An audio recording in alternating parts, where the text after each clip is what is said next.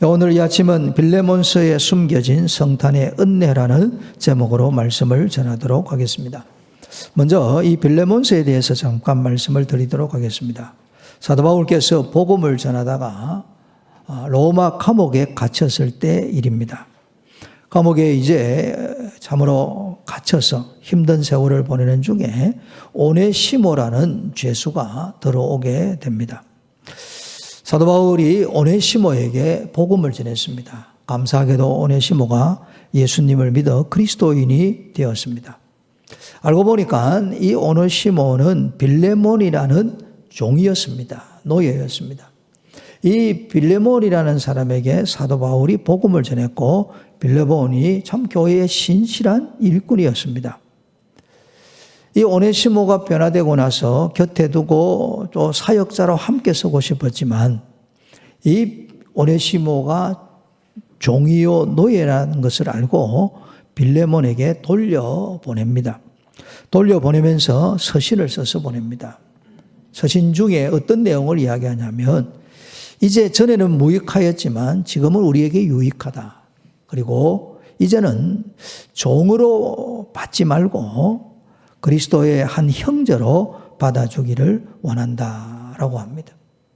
당시의 사회에서는 혁명적인 이야기입니다. 그러면서 이 오네시모가 이 종으로 있을 때에 도망쳐 나왔습니다. 우리가 추정하건대 아마 주인의 값비싼 물건을 가지고 왔었기도 하고 빚을 진 상태에서 도망을 나왔으리라라고 봅니다. 그래서 오늘 성경 말씀 중에 18절에 그렇게 말씀합니다. 그대에게 빚진 것이 있으면 내가 내 앞으로 계산하라. 내가 그것을 갚아주리라 라고 말하는 거예요. 사도 바울이 오네시모가 진 모든 빚을 자신이 갚아주겠다라고 합니다. 이렇게 말을 하는 이유가 어디에 있냐면 사도 바울은 자신이 빚진 자인 것을 알기 때문에 그렇습니다. 오늘 우리가 신앙생활 하면서 참 중요한 것 중에 하나가 우리가 그리스도 예수님의 십자가의 빚, 복음의 빚진 자라는 것을 우리의 마음속에 깨달아야 됩니다.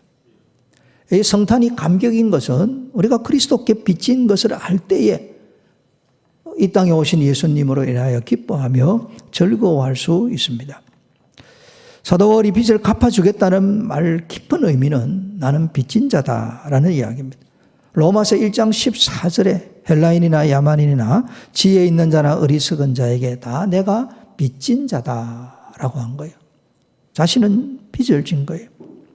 그리스도의 그 십자가의 은혜가 아니면 사도가 될 수 없었고 또 주님의 백성이 될 수 없다는 것을 깨달았습니다. 마찬가지로 우리도 다 빚진 자입니다. 우리는 엄밀히 이야기하면 용서받지 못할 죄인입니다.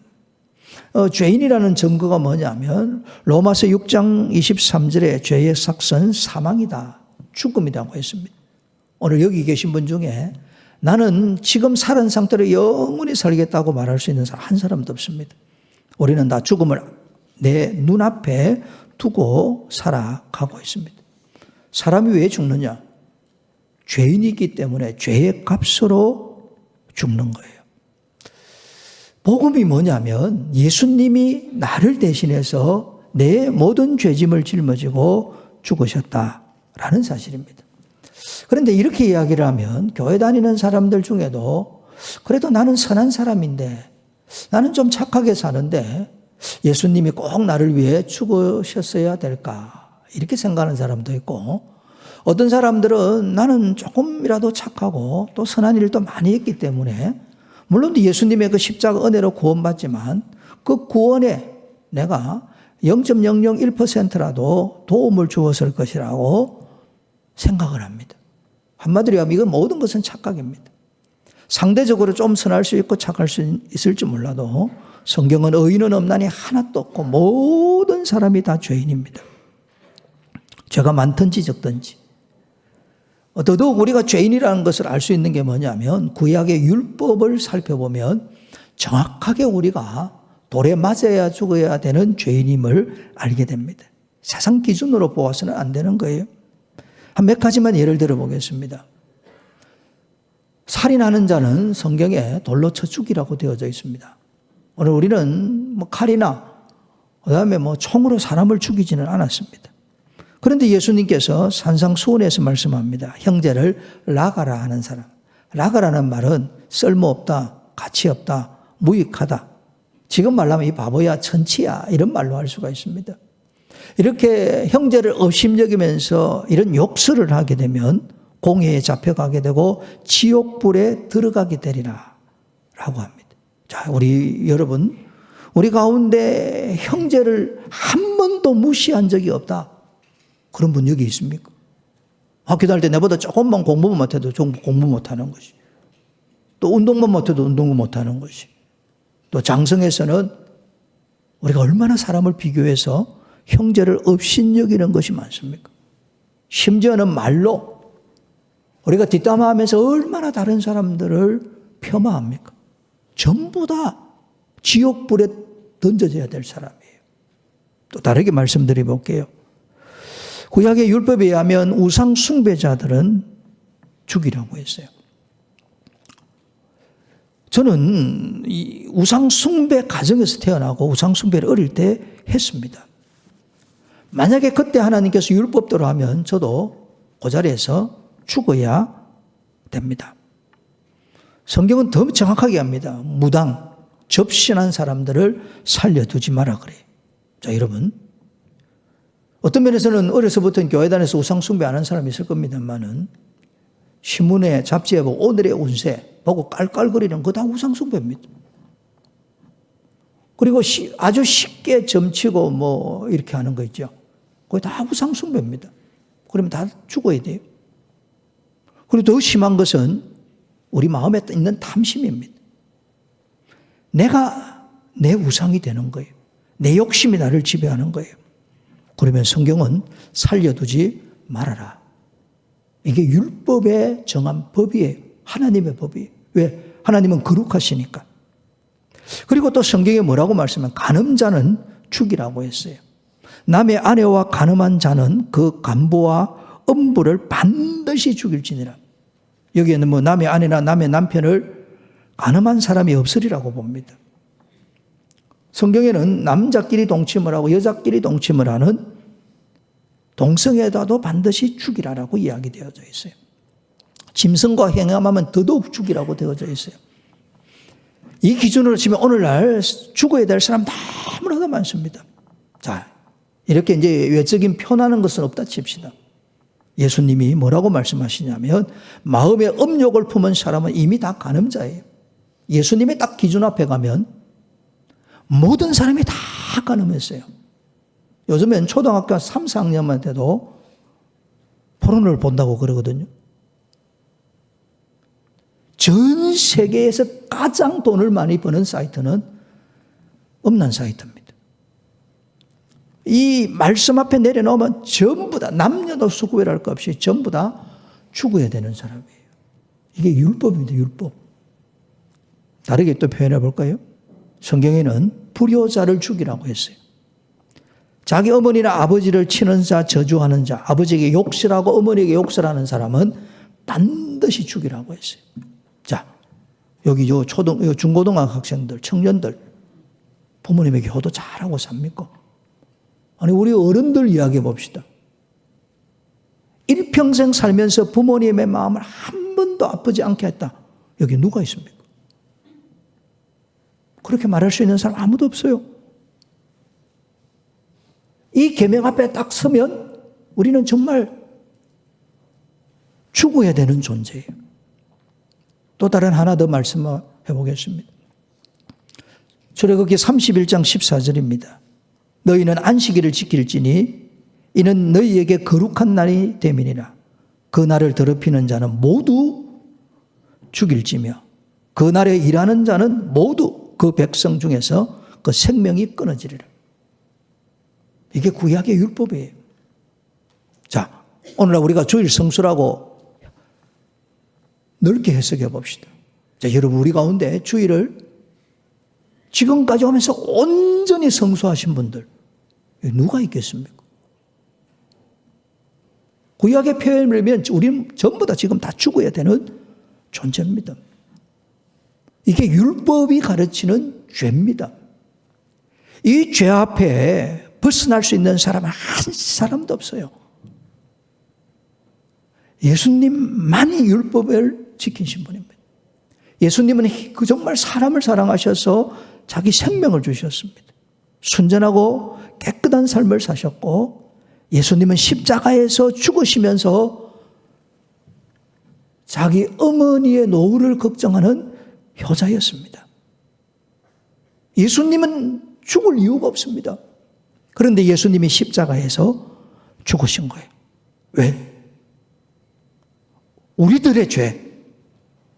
여러분, 한 사람 한 사람, 바로 나 자신의 죄를 예수님이 십자가에 짊어지고 죽으신 거예요. 이게 복음입니다. 복음. 내가 죽어야 될 것을 예수님이 대신 죽으신 거예요. 이게 사랑이고 이게 복음이에요. 이것이 은혜입니다. 사도 바울이 이걸 아는 거예요. 나는 복음의 빚진 자요 사랑의 빚진 자라는 거예요. 이사야서 53장 5절과 6절, 정말 감격적인 말씀이에요. 그가 찔림은 예수님입니다. 예수님이 찔림은 우리의 허물 때문이고 예수님의 상함은 우리의 죄악 때문입니다. 예수님이 징계를 받음으로 우리가 평화를 누리고 예수님이 채찍에 맞음으로 우리가 나음을 입었어요. 우리가 양 같아서 각기 제 길로 죄의 길로 갔는데 여호와께서 우리 모두의 죄악을 예수님에게 십자가에서 담당시키신 겁니다. 그 십자가의 피로 우리가 죄 사함을 받은 거예요. 그 십자가의 피로 하나님의 자녀가 되었고 천국을 누리고 사는 줄로 믿습니다. 그 피로 영원한 생명을 지금 가지고 사는 거예요. 우리는 이제 용서받은 의인이 된 거예요. 용서받은 의인이 되었으면 말 그대로 저적극적으로 율법을, 주님을 사랑함으로 지켜야 됩니다. 형제를 귀히 여기고 우상을 멀리하고 육체적으로 정결하게 살고 부모님에게 효도하고 주의를 거룩하게 지켜야 되는 거예요. 이 율법을 이루기 위해서 예수님이 내 대신 죽으셨다는 것을 우리가 잊지 않아야 됩니다. 나는 사랑의 빚진 자입니다. 나는 복음의 빚진 자입니다. 이때 우리는 어떤 마음을 가지고 사냐면 사도 바울처럼 내가 빚을 갚아주겠다라고 말할 수 있는 거예요. 죄는 오네시모가 저질렀어요. 그 당시에 종은 도망치면 죽도록 맞고 심지어는 그냥 주인이 죽여도 할 말을 못합니다. 그런데 이 오네시모가 잘못한 것, 물질적으로 손해준 것을 사도 바울이 다 내가 책임지겠다 그래요. 내가 빚진 자라는 것을 알면 다른 사람의 빚을 갚아주려고 하는 작은 예수의 삶을 살아가게 된다는 것을 가르쳐 주는 거예요. 그러면 지금 사도 바울은 돈도 많고 안락하고 편안해요. 그거 아니에요. 오늘 본문에 보면 갇힌 자라고 나옵니다. 감옥에 갇힌 사람이에요. 여러분, 육체적으로 제재를 받는다는 것이 얼마나 힘들겠습니까? 육체적으로 힘들고 어렵고 고통스럽고 괴로운 걸로 막 감옥에 있으면서 십자가의 사랑과 복음의 빚을 진 것을 알기에 오네시모의 빚을 대신 갚아주겠다라고 말하는 거예요. 이게 그리스도인들의 아름다운 모습입니다. 정말 성탄을 감격적으로 만든 사람들의 모습인 것입니다. 사도 바울도 그렇게 생각했을 것입니다. 그리스도 예수님의 이 십자가의 사랑, 이 은혜를 받았고 빚을 졌고 자기가 사도로 여기까지 오기까지 수많은 사람들이 눈물로 기도했고 도와주었고 함께하였고 섬겨주었기 때문에 여기까지 온 거예요. 그러니 나도 오네시모를 대신하여 빚을 갚아주겠다. 오늘 우리의 삶이 이렇게 되어야 됩니다. 우리도 다른 사람의 기도로 여기까지 온 거예요. 기도의 빚을 갚아야 합니다. 여러분, 세상은 나 혼자 산다. 내 직장이 괜찮고 사업장이 괜찮고 부모님이 잘 살고 자녀들이 다 되어서 아무 문제 없다. 그 교만함 가지면 안 됩니다.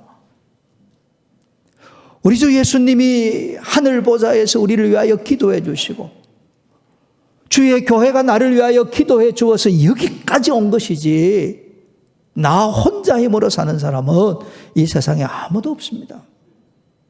다른 이의 눈물의 기도로 여기까지 온 것을 알고 다른 이를 위하여 눈물로 기도해야 됩니다. 내가 눈물로 기도하는 걸 누가 알까? 모를까? 대부분 잘 몰라요. 다 제 잘난 줄 알지. 그런데 여러분, 우리가 다른 영혼을 위하여 사랑과 복음의 빚을 갖기 위해서 눈물을 많이 흘립니다. 그런 사람들이 언제 진짜 위로를 받냐면 계시록 21장에 보면 우리가 이 세상을 떠나 주님 앞에 갔을 때 모든 눈물을 그 눈에서 닦아주시며 우리가 다른 일을 위하여 흘린 그 눈물을 주님이 닦아주시고 내가 너의 눈물을 안다라고 말씀하시는 거예요. 영원한 위로를 받게 되는 거예요. 오늘 흘리는 이 눈물 주님이 주님의 병에 담으시는 거예요. 내년에는 한 5가정씩 그룹을 만들어서 기도 그룹을 만들려고 해요. 서로가 서로에게 기도의 빚을 지고 빚을 갚는다는 마음으로 이렇게 서로가 서로를 위해서 눈물을 흘려 막 기도할 때 비로소 천국을 맛보게 됩니다. 그리고 우리는 복음의 빚을 갚아야 됩니다. 내가 예수 믿기 위해서 얼마나 많은 사람들이 전도를 했습니까? 모태신앙이다 할지라도 내 믿음이 흔들릴 때 얼마나 많은 사람들이 내게 복음을 전해주고 흔들리지 않도록 붙잡아 주는 거예요. 지옥으로 가지 않도록 사탄의 유혹에 넘어가지 않도록 나를 위하여 복음을 전해주고 복음으로 우리를 붙잡은 사람들이 얼마나 많습니까? 이제 우리도 좀 성숙해져서 복음의 빚을 갚는 전도하고 선교하는 사람이 되어야 됩니다. 우리 교회가 코로나 이후에 봄에 전교인들 작년을 중심해서 전도 축제하고 또 가을에는 전도회별로 전도 축제를 하고 봄 가을에는 교육기관별로 전도를 해요. 전도하신 분, 또 VIP 데려오신 분이 올해 전체 숫자를 내보내고 967명입니다.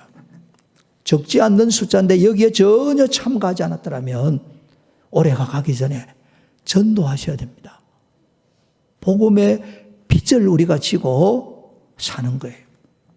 아울러 우리나라가 선교 한 150년 되는 정도 됩니다. 150년 전에 우리나라는 정말 희망이 보이지 않는 구한말 시대였습니다. 이 땅에 수많은 선교사들이 와서 눈물 흘려 기도하고 땀 흘려 섬기고 피 흘려 순교해서 여기까지 온 거예요. 그렇다고 한다면 우리도 이 선교의 빚을 갚아야 됩니다. 우리 미얀마에 있는 우리 김인 선교사가 보내온 사진입니다. 목사님 이렇게 이제 설계를 하고 건축을 할 계획입니다라고 해요. 저는 한 3층만 지으면 좋겠다 싶는데 이 선교사님 믿음이 커서 4층을 딱 짓겠다 그래요. 또한 그리 될 줄로 믿습니다. 여러분 우리가 저 나라를 잘 몰라요. 그러나 저곳이 세워져서 저 나라에 있는 청소년들 청년들이 와서 공부를 하고 복음을 듣고 그리스도를 영접할 때 얼마나 놀라운 역사가 일어나겠습니까? 우리가 빚을 졌으면 갚아야 되는 거예요. 올 한해 이 특별헌금에 동참하신 여러분들께 정말 감사를 드립니다. 또 하지 않은 분들은 복음의 빚을 갚는다는 마음으로 끝까지 하셔야 돼요. 우리 교회 주거래은행에 이제 우리가 찾아가서 뭐 출입금할 내용이 많지 않습니까? 그런데 꼭 말일쯤 되면 우리 선교지하고 또 여러 복지기관 또 다른 어려운 교회 이 후원금을 대량 이체로 보냅니다. 계속 우리 교회 30년 역사 동안 30년 동안 계속 하고 있어요. 점점 늘어날 뿐이지. 하는데 이 은행에 있는 창구 여직원이 교회를 안 다니는 분이에요. 근데 얼마 전에 그런 이야기를 하는 거예요. 우리 부목사님에게 목사님, 저는 교회가 이렇게 좋은 일을 하는 곳인지 몰랐어요. 그래. 교회가 이렇게 남을 많이 돕는지를 몰랐어요. 자기가 계산해 보니까 은행직은 셈이 안 빠르겠습니까? 1년에 수억 원을 다른 사람을 위해서 나누어 주는 거예요. 이번에 마음의 문이 열려진 거예요. 우리는 빚을 갚는다는 아름다운 마음으로 했는데 우리 곁에 있는 사람은 우리의 이 아름다운 모습을 보고 감동을 받고 마음의 문이 열려지는 거예요. 복음의 빚을 갚아야 됩니다. 그리고 우리는 사랑과 섬김의 빚을 갚아야 돼요. 다른 사람이 수고해 준 결과 여기에 와 있습니다. 제가 그 말씀 드리죠. 지옥은 어떤 특징인가? 제 잘난 맛으로 살면 지옥입니다. 자기 스스로 고립되어서 자기 속에 자꾸 들어가면 천국을 맛보기 어려운 거예요. 사랑을 받았으면 사랑을 주어야 됩니다. 섬김을 받았으면 섬김을 주어야 됩니다. 제가 말씀드리죠. 마지막 날에 주님이 우리를 위로하시는 거예요. 우리의 수고와 눈물을 보시고 주님이 안아주시는 거예요. 영원한 보상이 있고 영원한 위로가 있고 영원한 상급이 이 땅에서 섬김과 사랑의 빚을 갚을 때 일어나는 거예요. 어떤 면에서 내가 받았기 때문에 당연히 돌려주어야 되는데 그것조차도 주님께서 받으시고 우리에게 은혜를 주시는 것입니다. 오늘 오후 예배 때는 우리 교육기관을 중심해서 성탄 축하를 하고 다음 주일에는 우리 남녀 전도회별로 성탄 축하를 하지 않습니까? 어느 한 전도회를 이렇게 보니까 아이들이 한참 자랄 때 엄마들이 되게 힘들어요. 자기들끼리 앉아서 그런 이야기가 다 힘든 이야기를 해요. 어려운 이야기예요. 원래 인생사가 다 수고하고 무거운 짐을 짊어지고 살아가지 않습니까? 그런데 그분들이 뭐라고 이야기하냐면 우리 형편이 어렵고 우리의 삶이 답답하고 힘들지만은 나름대로 아픔을 가지고 있지만 우리가 다른 성도들을 기쁨으로 섬기자. 우리가 성탄 축하에 참여해서 우리의 아픔은 두고 온 성도들을 함께 기쁘게 하고 즐겁게 하는 이런 일들을 하자. 그리고 하나가 되어서 열심히 연습을 하는 거예요. 여러분, 제가 말씀드리죠.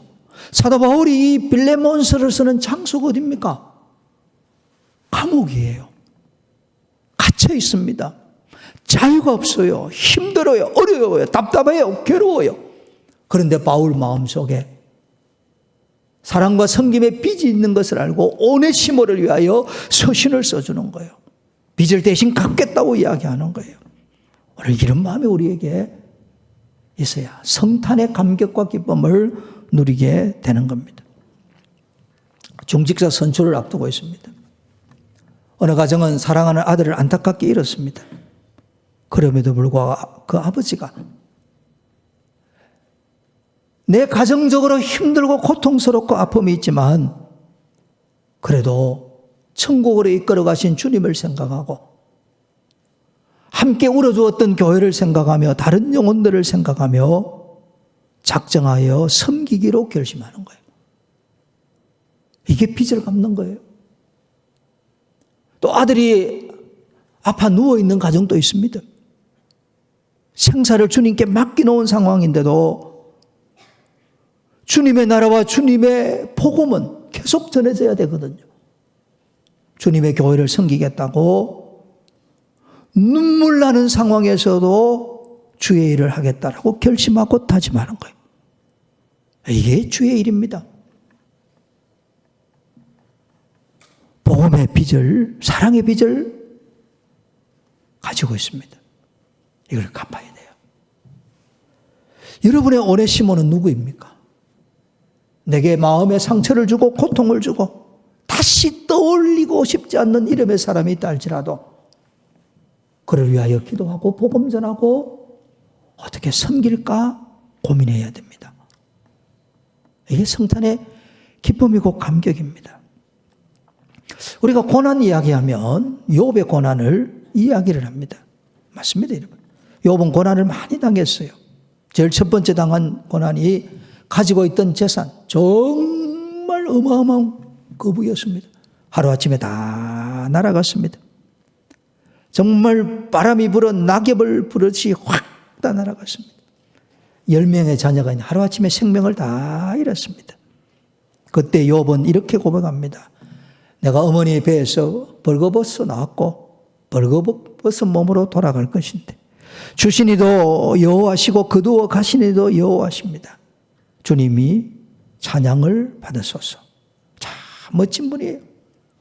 그러다가 자신의 몸에 병이 들었습니다. 이 정수로부터 발바닥까지 종기가 났습니다. 가렵습니다. 제 가운데 앉았습니다. 질그릇을 깨어서 조각을 만들어서 온몸을 긁었습니다. 이 모습을 쳐다보는 아내가 그렇게 이야기합니다. 당신 재산 잃고 자녀 잃고 건강 잃어도 하나님을 아직도 찾냐고 하나님 욕하고 죽으라 라고 했습니다. 그때 욥이 그렇게 이야기하나요? 그대의 말이 한 어리석은 여자의 말과 같구려. 우리가 하나님께 복도 받았은즉 화도 받지 아니하겠느냐. 입술로 범죄하지 않았습니다. 우리 욥기서는 의인도 고난당할 수 있다는 것을 가르쳐주고 의인도 섭리적 고난이 있다는 것을 가르쳐줍니다. 그런데 여러분, 욥은 전부 자기 문제예요. 자기 재산, 자기 자녀, 자기 건강이에요. 여기에 다른 사람이 없어요. 오직 자기 문제예요. 그가 의인인 것은 인정을 합니다. 하나님 앞에 잘 살은 것도 인정을 해요. 다른 사람 도와준 것도 맞아요. 그러나 욥은 자기 문제예요. 자기 문제. 예수님은 죄인된 우리를 위하여 죽으신 거예요. 이게 성탄절이잖아요. 예수님은 자기 문제가 아니에요. 우리들의 문제입니다. 우리들의 죄짐입니다. 예수님은 우리의 죄를, 우리의 받아야 될 저주와 절망을 예수님이 십자가로 다 담당하신 거예요. 오늘 주님이 이것을 우리에게 말씀하는 거예요. 바울이 이것을 이야기해 주는 거예요. 우리는 빚진 자다. 정말 내가 구원의 감격과 기쁨이 있다면 그대는 다른 영혼을 위해서 예수님이 걸어가신 다른 영혼을 건지고 다른 영혼을 살리기 위해서 다른 영혼을 세우기 위해서 예수님처럼 그 길이 고난이라고 할지라도 십자가의 길이라 할지라도 빚을 갚아야 되는 심령으로 주 앞에 서라고 말씀하고 있는 것입니다. 그런데 이게 쉽지 않아요. 내가 구원받은 것은 기뻐하고 즐거워할 수 있는데 내가 다른 사람의 구원을 위해서 짊어지고 살고 다른 사람의 빚을 짊어지고 산다는 게 그게 쉽습니까? 하기 싫은 일이죠. 이게 어떻게 가능해요? 내 속에 그리스도가 있을 때 가능한 거예요. 내 속에 그리스도가 나를 온전히 지배할 때 작은 예수가 되어서 그리스도를 닮아갈 수 있는 것입니다. 제가 앞으로 몇 주간 계속해서 반복해야 될 말씀이 있습니다. 여러분, 달빛은 햇빛을 받아서 냅니다. 달은 스스로 빛을 내지 않습니다. 달이 초성달이든 반달이든 보름달이든 검음달이든 모든 아름다운 달빛은 햇빛을 받아서 냅니다. 그러면 보름달이 될 때는 언제냐면 태양과 지구와 달이 일직선으로 딱 있을 때, 일직선으로 있다는 것은 달이 태양을 정확하게 전면을 다 바라볼 때 보름달이 되는 거예요. 이 태양빛을 조금씩 비껴가면 조금 나타나는 초성과 검은달은 많이 비껴선 거예요. 반달은 반쯤 보이는 거예요. 여러분, 내 마음에 예수님이 완전히 충만하면 보름달처럼 삽니다. 그런데 내 마음에 내가 90%가 있고 예수님이 10%가 있으면 초생달 아니면 검은달처럼 조그만 빛을 내요. 그리고 나와 주님이 반반이 되면 반달처럼만 빛을 내는 거예요. 사람들이 보름달 보고 아름답다고 그래요. 그리고 보름달 밑에 있으면 모든 것이 밤이라도 정말 황홀한 만큼 환합니다. 그리 사는 비결은 그리스도로 충만해야 됩니다. 내 영혼이 그리스도로 충만하면 나의 삶이 보름달처럼 그리스도의 아름다운 빛을 온 세상에 드러나게 하는 거예요. 여러분 마음에 누가 계시는 거예요? 여러분 마음에 누가 계시는 거예요? 여러분의 마음에 내가 있습니까? 세상에 있습니까? 그리스도가 있습니까? 가장 안타까운 것은 달이 떴어요. 달이 보이지 않는 경우가 있습니다. 달은 다 보여야 돼요. 초생달이든 보름달이든 안 보이는 경우가 있습니다. 구름이 끼어 있을 때. 내가 예수님을 믿기는 믿는 것 같은데 구름이 꽉 끼어 있습니다. 육신의 정욕, 안목의 정욕, 이 세상의 자랑, 남을 용서하지 못하는 분노의 마음, 미움의 마음, 세상에 대한 염려와 걱정이 꽉 차면 그리스도의 빛을 비출 수가 없습니다. 주님이 우리에게 말씀합니다. 너희는 세상의 빛이라고 그랬어요. 예수님이 빛이니까.